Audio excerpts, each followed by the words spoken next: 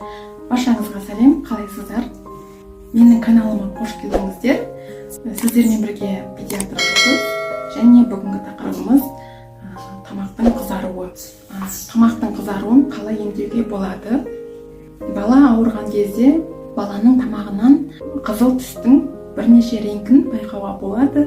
Ашық қызыл, жалындаған қып-қызыл от сияқты аңқа көруге болады. Ашық қызыл түсті көруге болады. Ақ жабындымен, жабындысыз, сұр жабындымен, түйіршікті, жаралы, жарасыз аңқаны көруге болады. Тамағы қызыл деген терминнің артында ларингит немесе фарингит деген сияқты диагноздар жатыр. Осы тамағының қызаруын антибиотик әрқашан керек пе немесе антибиотиксіз емдеуге болады ма деген сұрақтарға жауап аласыздар.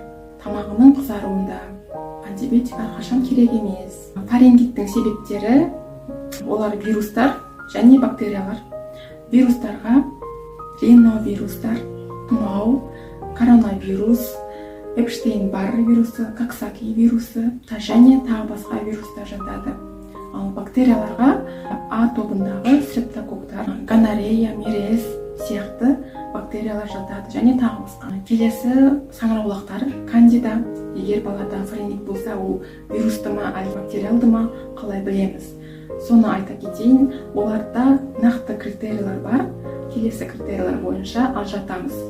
Яғни, егер балада температура жоғары болса, тамағы сілекей мен тамақты жұтқан кезде ауырсыну сезімі байқалса, балада отказ берсе, тамақ жеуден бас тартса, жергілікті лимфа түйіндерінің ұлғаюы, яғни ол жақ асты лимфа түйіндері, құлақ асты лимфа түйіндері ұлғаюы жатады.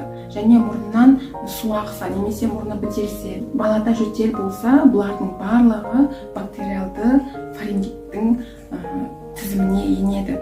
Бұл жерде емі қатаң түрде антибиотик болып табылады. Егер баланың мұрнынан су ақса, түшкіру, жөтел, мұрын бітелуі, әлсіздік, бұлшық етінің ауырсынуы байқалса, және балада диарея болса, іші өтсе, немесе арасында бір-екі рет құсса, бұл вирусты фарингит болып табылады. Бұл жерде емі антибиотик емес, антибиотик көмектеспейді. Бұл жерде симптоматикалық ем. Симптоматикалық ем дегеніміз әр симптомға бір ем. Мысалы, температура жоғары болса, қызу басатын дәрілер береміз. Іші өтсе, ішуін тоқтататын дәрілер береміз. Құсса, құсуына қарсы дәрілер береміз. Осылай симптоматикалық ем жүргіземіз. Баланың тамағы ауырып, тамағы жыбырлап, мазасызданып, жыласа, оны қалай басамыз деген сұрақ туады. Балаға ең алдымен қайнаған жылы суды дробно бөліп береміз.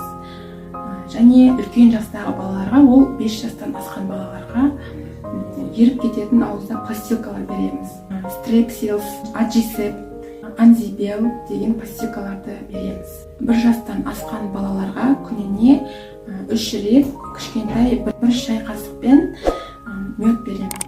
Салмағына байланысты болса да есептеп ибупрофен, парацетамол береміз.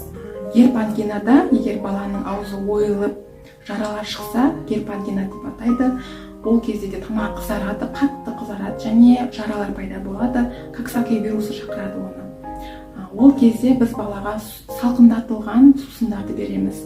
Және малмұздақ береміз, смузи береміз, фреш береміз. Осындай салқындатылған түрде сусындар ұсынамыз. Тамағы қызару кезінде ұсынылмайтын, жасалуға тыйым салынған жағдайларды айтайын.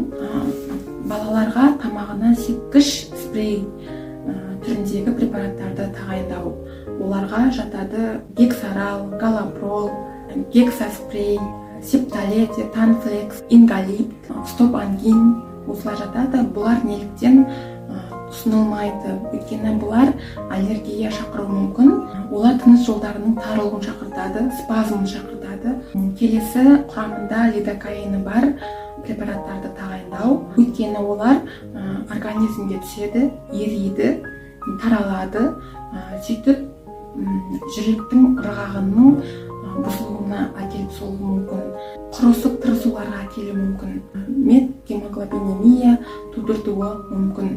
Оларға ангал жатады, пафесан жатады, камистат, пентинокс деген мазьдар жатады. Бұларды қолданбаңыздар. Келесі, баланың ауыз қуысына, тамағына йод жағуға болмайды. Хлоргексидин, мирамистин жағуға болмайды. Тиімділігі дәлелденбеген. Келесі, гомеопатия және БАДтар. Бұларда тиімсіз. Тонзиатрен, умкалор, изоцин, танзиогон деген препараттар жатады. Бұларды тоже қолданбаған жөн. Неліктен антисептиктер мен жергілікті бактерияға қарсы препараттар тиімсіз. Егер балада вирустық фарингит болатын болса, бұл жерде антисептиктер мен баланың ауыз қуысының қалыпты микрофлорасын құртып алуымыз мүмкін. Ал егер бұл бактериялық фарингит болатын болса, онда жергілікті антисептиктер көмектеспейді. Бұл жерде бактерияға қарсы антибиотикалық ем көмектеседі. Ал сіздер баланың тамағының қызаруын қалай емдейсіздер? Комментарийда бөлісе отырыңыздар. Каналыма тіркеліңіздер, лайк басыңыздар. Сау болыңыздар.